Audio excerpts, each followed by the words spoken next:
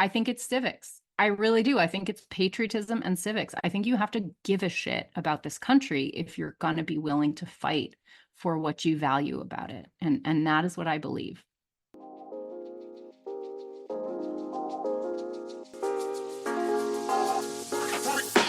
Welcome to the Sunlight Podcast. In this show, we're talking about taxes, money, and careers for self-employed people who have a big vision for changing the world with their work.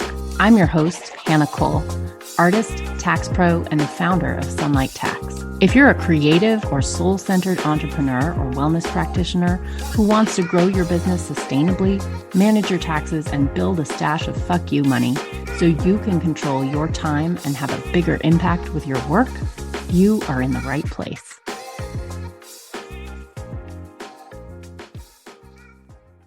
Hello, beautiful. I am so happy you're here with me today.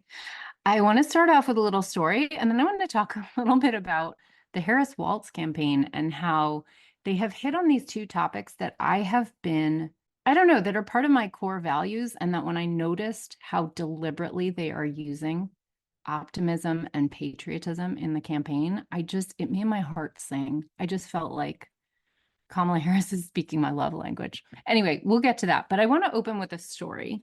So I was talking to this friend of mine who teaches a dance class that is beloved to me. And if you've listened to this podcast, you know that I'm a total fangirl and like go to this class a lot. And I talked about it before, but she was telling me that she was speaking to somebody at a business school and just like having a conversation, and that he asked her about this work she does in dance. Now, I think just to set the stage, like dance is sort of more of a side hustle level thing for this person. For my friend, she has a day job, as a professor, right? So she has like a salary and does a whole other thing in a whole other field. But dance and fitness is like a passion, and she's amazing at it. I mean, truly amazing. She has a huge following, of which I am a part, for good reason, because she's so talented. Her dances are incredible. And everybody in the room, it's like lightning in a bottle when you are in her dance class. You just feel it. Everybody in there is like having such a good time. It's like a place where everybody in there is just feeling it and like gets to escape from the regular life that they have. And just for 1 hour of the week, or maybe 3, if you're like me and you go 3 times a week, put on a different persona and have just fun. So this person, this like businessy person, was asking her a question about like how she could monetize it better. Like, what is your business plan? How many students can you get in the classroom? How much can you charge them? And she was telling this to me, and I am a devotee of her and her dancing. And so I like immediately when I heard that, I was like, ooh, he's like totally missing the point. And part of that is because I think this class, for my friend, I think it fulfills a different role in her life than just money. I mean, of course, she earns money, she deserves money for this work, and she puts in genuine work, but also it clearly gives her a source of community and fitness and fun and friendship and like letting her hair down.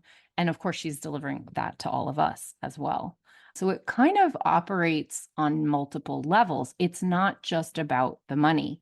And in fact, the reason that she has such a passionate following is that this class is so clearly a passion of hers. And I just wanted to bring up that story because sometimes when you focus too much on the money part of what you're doing, you can actually really miss the point. And I think this is what is so alienating for people like us, creative people, people with a passion, people who are really into a thing, right? When you are doing a thing, and yes, maybe you're doing it for money, some money, maybe side hustle level, or for your whole livelihood. But when you're really passionate about the thing you're doing, there's something more to it than just money, right? And I actually think that's kind of the nub of this two-sided balance of you delivering value to the people that you serve and them paying you money in exchange. I actually think the whole project here is to get those two pieces into balance And when that balance is right, you feel it. You don't feel that you're exploiting the people who are paying you, and they don't feel that they're being ripped off. They feel like they're getting amazing value for their money. When both sides feel happy there, everything works well. And I actually think you can feel it in your gut when that is out of balance, when you feel stressed and overworked and like your clients take you for granted and nobody appreciates the work you do. If you're feeling that way, you're probably not charging enough money. That is out of balance for you. And on the other hand, when people, when your clients feel like they're getting away with something by paying you as little as they do, that can be out of balance too. Or it could mean you've really figured out a great business model and you are able to serve people with, maybe a one-to-many model where it's like you're not putting in one-to-one effort and you actually can deliver at such a low price. That is hard to achieve, but it is kind of the dream. So anyway, I wanted to start off just with that story because I really think it's important to understand that as I talk to you about money and teach you about taxes and systems for setting up more automated tax processes in your business, there's an irony to the fact that the work I do focuses on money because the point really is actually so you don't have to focus so much of your attention on money. I actually sort of hate this stuff in a way. I'm not wanting to be all up in my bank statements every day. I kind of just want to go like teach or, paint. And I think I know that that's how a lot of you come to the work that you do as well. And that actually taking a little upfront time and putting in good systems helps you not have to focus so much on the trip up effects of taxes or money. So you can actually have more bandwidth to focus on the thing that you love. All right, let me just talk about Kamala for a minute, and then I'm going to tell you a story. So I really noticed in the debate and also just in the Democratic National Convention that there were some themes coming out in the Harris Walz campaign that really speak to my heart that I honestly feel like the left has been missing in our conversation. And if you've been a longtime listener, you know that I have been here with these two things, even though they're unpopular. But the two things are patriotism. Yes, patriotism on the left. Yes. And optimism. Optimism, I mean, I don't know if you noticed the name of my company, Sunlight. It is named for an optimistic idea. I was born on the winter solstice. I was born on the darkest day of the year. And I feel some spiritual pull to that idea of no matter how dark it is, be the light. I just think that there is room for hope in this world. No matter how dark things get, it's when you give up that things really go down. So as long as you have hope, as long as you are willing to put in to yourself be the light and not fall victim to looking around and seeing how much yuck there is around and just deciding you're going to join the yuck, that to me is a core value.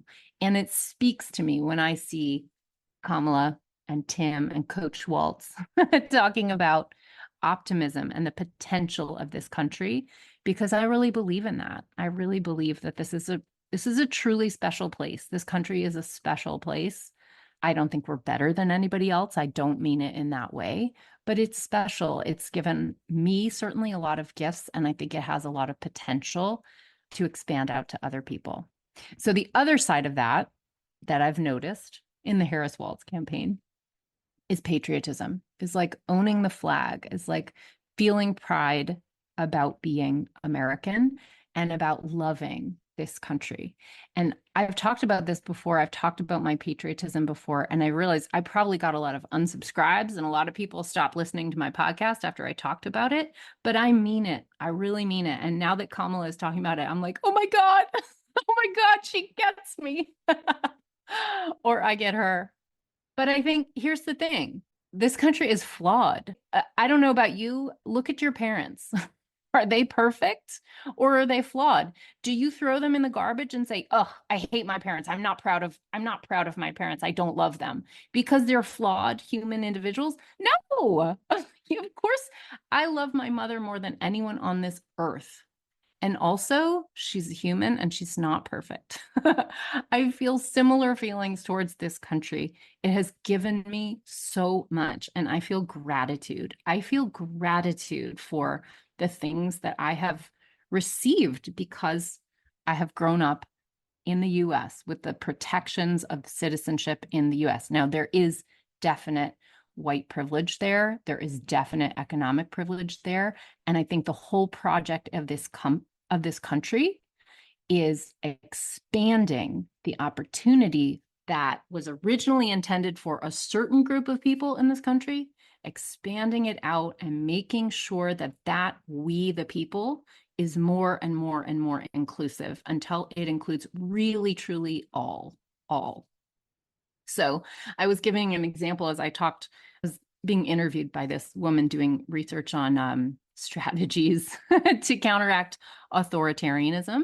And I was telling her, I think it's civics. I really do. I think it's patriotism and civics. I think you have to give a shit about this country if you're going to be willing to fight for what you value about it. And that is what I believe.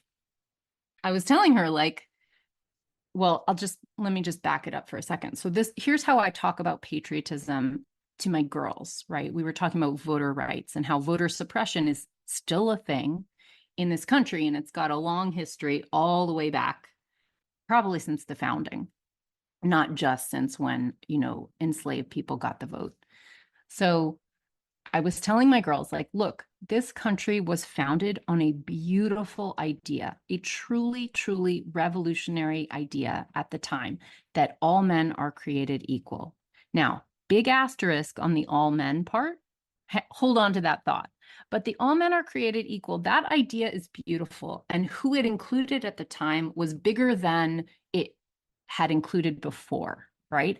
And that was kind of a big deal, right? And something to look up to, something to aspire to.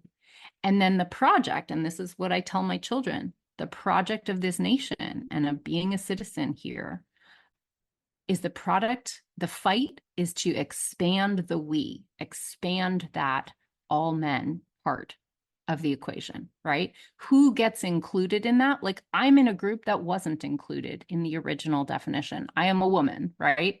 A queer woman too. So I was not, though, a straight passing one. But so I'm included in that I'm not included in that original group, right? But I've still gotten the benefit of some of those protections and a lot of the opportunity because of the fights of people who came before me, right?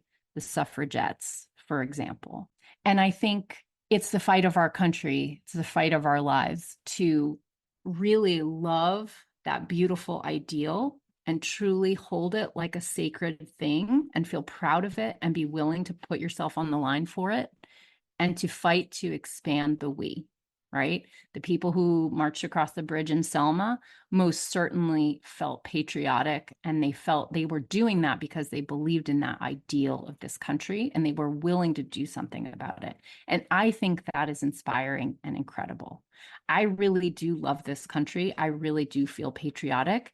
And that is not in a glossy, jingoistic way that says we're better than other countries, or my type of person is better than any other type of person. I am a true Democrat, small d, meaning I believe in radical equality amongst all people of any status. But I think it's worth fighting to make sure all people get included in that beautiful ideal behind our founding documents. So that's my little TED Talk on patriotism and why I think patriotism not only belongs on the left, but can be a motivator and a positive thing, right? You can love your country and find it deeply flawed and also think it's worth putting in the effort to fix the flaws, right? That to me is my brand of patriotism. I believe in it very thoroughly. I teach taxes, I teach civics, I read tax law. And honestly, this work makes me believe in our country more. I feel more optimistic because of the work I do, not less.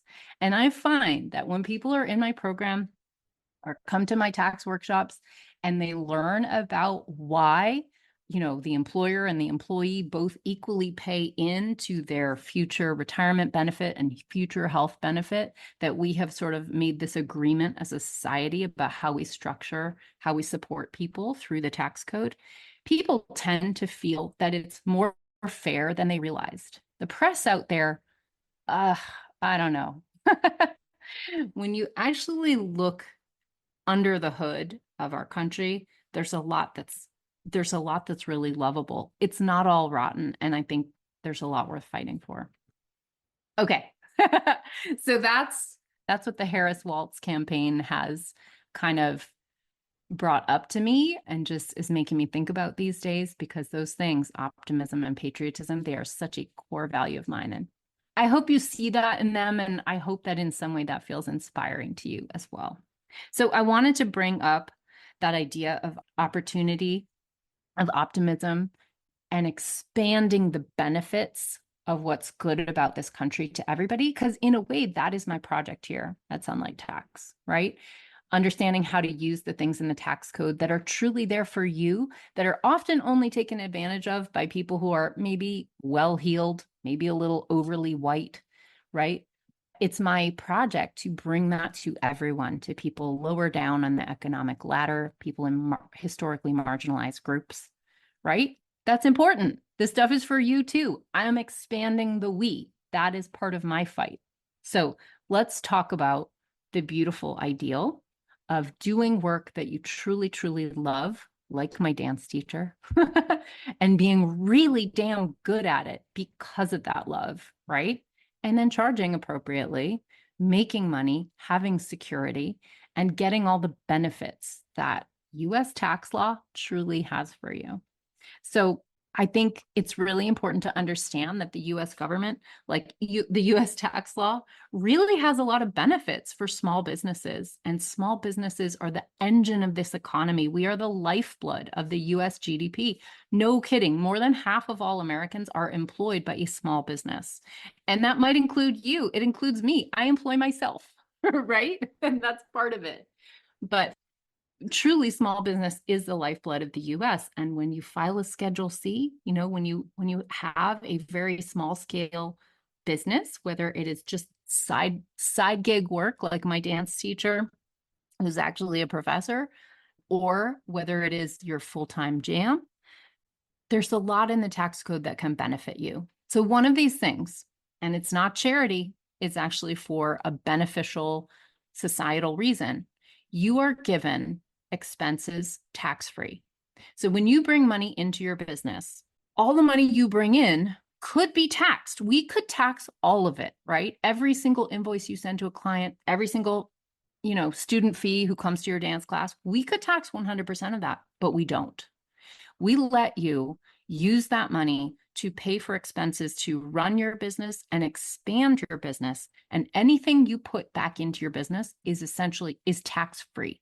In other words, you can deduct the cost of running and expanding your business and not pay taxes on it. So you only pay, when you are a business in the US, you only pay tax on your profit. You don't pay tax on all the money that you bring in. We don't have to build the tax code that way. That's a choice. And that's a choice that supports you.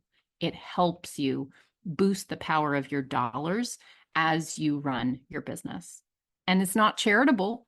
It's actually because when you spend money on your business, you are growing it, making it more resilient, more efficient, and better at what it does, so that you can then offer this service or product to a larger audience. You can offer it at a higher quality, at a lower price. Pick the way you want to do it. It allows you to run more efficiently, make more profit, serve more people, do a better job, right? And in the meantime, when you spend the money, those expenses of running your business are circulating for the most part, in the US economy. You are supporting other businesses when you spend money in your business. So that's already a public good. But even beyond that, when you invest enough in your business to make it run well, your business will grow.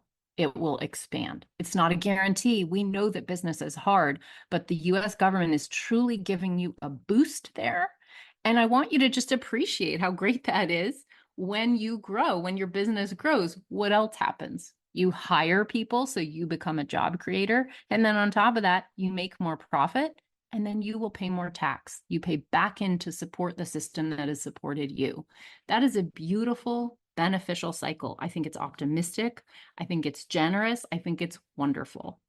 And it's there for you. So let's talk about the beautiful ideal running the business. And now let's talk about expanding the people, who's included in that. I think the beauty is when people like you and me, who are ethical, who have a real vision, who do something we're passionate about and care about, when we run businesses in an ethical way, in a way that feels good to us and to our clients, and that puts our values out into the world, how much better can you get? More businesses that look like the full range of people in this country. I think that's a gorgeous, beautiful ideal that I'm willing to fight for, that I'm willing to run my business and teach about every single day of my life, because I think it's awesome. There's another tax benefit that's a little bit more counterintuitive, but is actually my number one favorite part of the US tax code, just to be a nerd for a minute. And that is the ability of a business to take a loss. Now, I have other episodes that do a deep dive on losses, and feel free to look at those. Also, look at the episode on startup expenses, because it's in the zone of that lost time in your business. But the US tax code allows a business, not a hobby, but a business, if you're really trying to make a go at it, if you're really trying to make a profit, you're allowed to take a loss. And the loss actually puts cash in your pocket when you need it the most. And I think that's incredible. So here's how it works.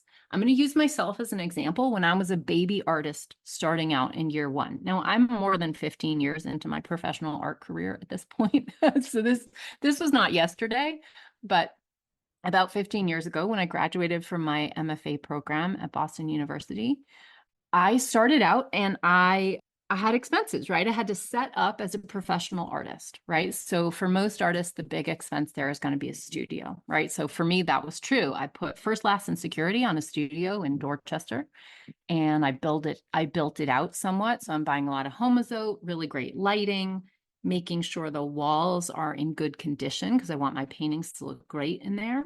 And let's just say that I sunk $10,000 into outfitting that studio and making it really nice and really functional, right? So $10,000 expense on my Schedule C. And while I am, I have some work in a group show, I have a gallery that promises me that if that work does well, that I'll get a solo show in a year. I have these things cooking, but in the art world, things are kind of slow. And so, yeah, great. I'm going to make money in a year, but that's not today. So I have zero listed as income on my Schedule C. So I literally have a Schedule C that says $0 income, $10,000 expenses. So my profit is negative 10,000. In other words, it's a loss. Now, if you don't believe me that this is possible, go look at the title of a Schedule C. It actually says in the title, profit or loss from business. Okay, so use your own eyes. You don't have to take my word for it. So I list $10,000 loss in my first year of business. This is pretty normal. Expenses always precede profit. They always precede income. You can't sell a painting until you have a place to make the painting, right? So expenses come first. So you're always going to have a loss before you have income. And the mistake a lot of people make is they think they're not allowed to file a Schedule C until they're profitable. And if you make that mistake, you're missing out on one of the biggest benefits in the US tax code. All right, so to carry on and finish out what that benefit looks like. Now, while I am setting up for my art practice, my independent art practice, I am supporting myself with a job. And this is real. I worked at the Institute for Contemporary Art as an art installer. Okay. It was a really fun job and I loved it. Plus the crews in museums, if you've ever worked an install crew, they're so awesome. All the people are amazing and like lifelong friends because they're all artists and musicians. So it's like a really fun job. Anyway, sidebar. So I worked at the ICA Boston, and let's just pretend for a minute that I was on salary there. In reality, I wasn't. It was 1099. And let's say that I made $50,000 salary, okay? So my tax withholding on that W-2 is based on $50,000 of income. Okay. But with all salaries, when you're paid on payroll, you have withholding that is paying into your tax obligation for the year throughout the year. And if you overpay, you get a refund back. Well, here's where that loss comes in. Because I'm operating a genuine business with a profit motive as an artist, and I'm just getting set up. It's year one. It's that heavy expense year before income has come in the door. That $10,000 loss gets subtracted off my other income. Instead of paying income tax on $50,000, I get to pay income tax on $40,000 because of that $10,000 loss. And the beauty here is because I had withholding on that income, then I've prepaid too much tax, more than I will end up owing, and I actually get that excess back as a refund. I get dollars in my bank account during my heaviest loss year in business. That's a year when I could really use that cash. In fact, that cash might be the difference between me making it through year two and not, right? So that loss is a huge benefit given to a small business like you and me under the US tax code. And yes, it is my favorite part. So, use with caution. This is not individual tax advice. Listen to my loss episode for the warnings on that, but it's a beautiful, wonderful thing. It's an opportunity. It's a wonderful thing you get. And yes, I feel gratitude to the US government, to the IRS for that amazing benefit. All right.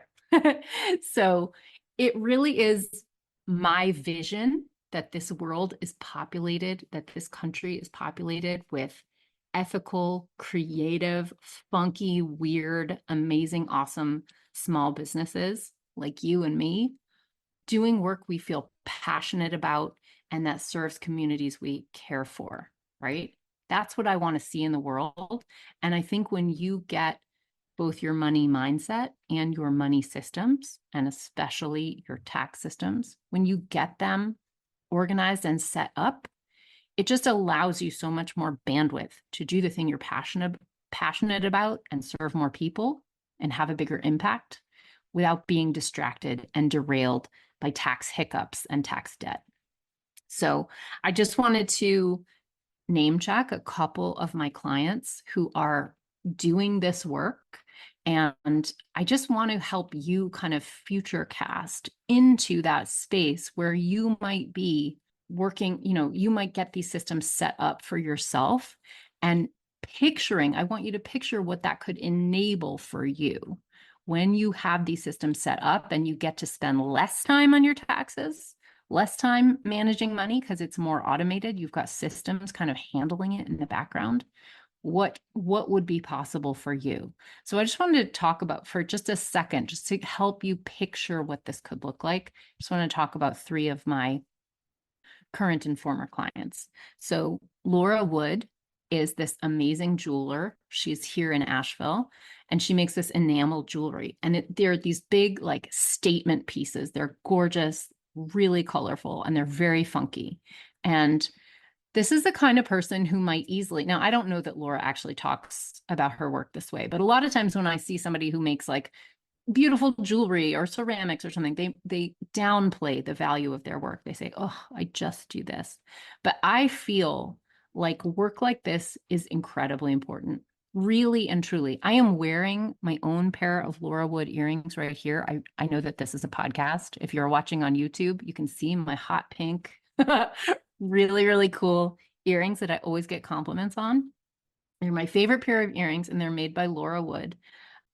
And like, they're a conversation starter. I wore them to this fancy book launch party that Farnoosh Torabi had in New York City. And we talked about them because these look just like the hot pink exclamation point on Farnoosh's new book. And so we were like talking about that. Like, these earrings have opened doors for me because they're a statement piece. They're a thing that we could have a conversation about. Somebody might ask me about them and I get to say, oh my God, this amazing woman, Laura Wood, she makes this incredible jewelry. It's really cool. And she's been really figuring out how to run the business part And so she's done this so well that she actually managed to open a physical space here in Asheville that you can visit if you are local, or if you visit Asheville. It's on Klingman Ave. And it's really cool. That is a huge accomplishment, right? Opening a brick and mortar space to sell your jewelry. I think that's a big deal. Another client is Marissa Molinar, who runs Midday Movement in Somerville, Mass. She is a dancer. What Marissa is doing is she's teaching dance in a way that is body positive, body inclusive, with a special focus on BIPOC people and historically marginalized communities. I just think that this is a really beautiful thing, like talk about expanding the we, right? Like, I think there's this sort of stereotype about dancers as this certain kind of like skinny white lady. And I think that Midday Movement, Marissa's company, is doing this expansion of dance into like all bodies and inclusive, historically marginalized groups. It's just such a cool vision, and she's doing something so beautiful, not to mention how much dance brings together community and brings joy and health, and scientific research is catching up to the thing that dancers have always known, that it makes you feel good, that it shakes out the worries of your day. And so Marissa is doing amazing work. And she has also, been through my program, and part of, I think, not to take credit for the incredible work she does, but I do think that her taking care of the money side is part of what has helped her move her business forward. And lastly, I want to mention to you my former client, Kara Bean. I've talked about her sometimes in workshops that I do, but Kara she was the public school art teacher in Lexington, Mass. And she had this vision that she kept seeing her students, like preteens and teens, with serious mental health challenges, right? Like suffering from depression, anxiety, suicidal ideation, like really tough stuff. And certainly if you're a parent and you parented through the pandemic, you know that this stuff all got way worse after that. That kids are really struggling right now. We're still recovering from stuff that happened and got set up in the pandemic. So Kara, she's a cartoonist herself, right? And so she had this vision, like, I want to quit my day job. I want to go all in and write a graphic novel about mental health for teens.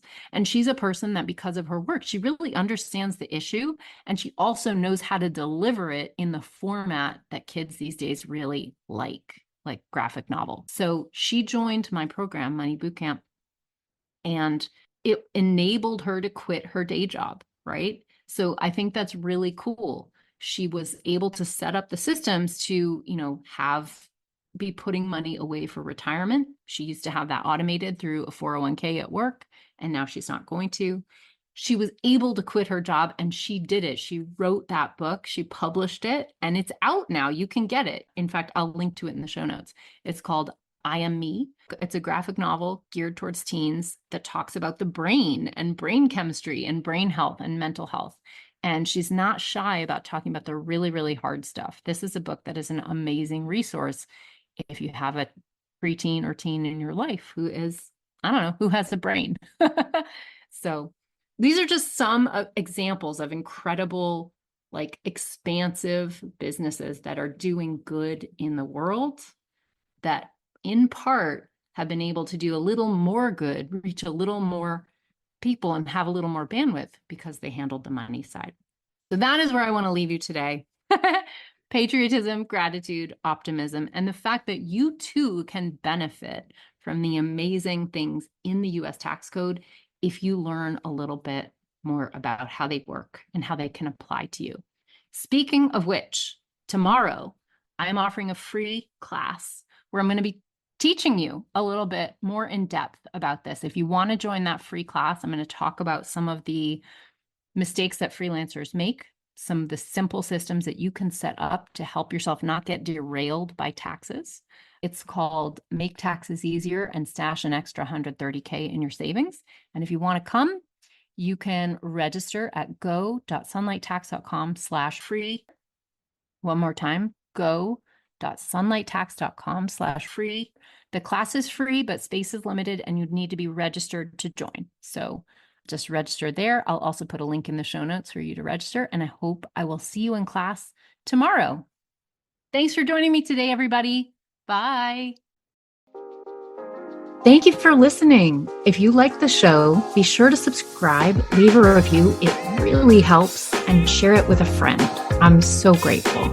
This podcast is for education and entertainment only. Nothing in this episode should be taken as individual tax or financial advice. You can find all the tools, books, and links we reference at sunlighttax.com/podcast.